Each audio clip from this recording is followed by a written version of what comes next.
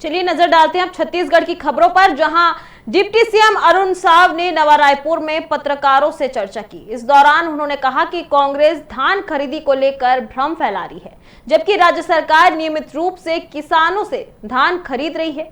CM Vishnudeo सहाय ने यह साफ किया है कि सभी पात्र किसानों से उनके अनुसार धान खरीदा जाएगा, इसलिए किसानों को किसी भी प्रकार के संशय में नहीं पड़ना चाहिए। इधर डिप्टी सीएम ने कहा कि साय सरकार किसान हितैषी हैं, जबकि कांग्रेस सरकार ने किसानों के साथ धोखा किया।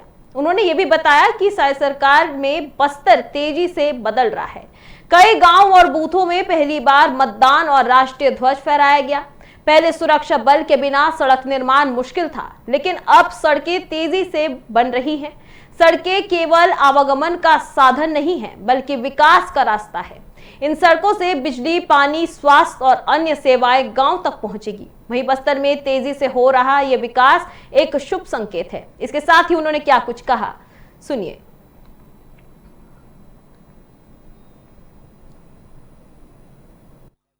काम की देखिए, कांग्रेस पार्टी धान खरीदी प्रारंभ होने से पहले भ्रम फैलाने का काम लगातार करती रही है।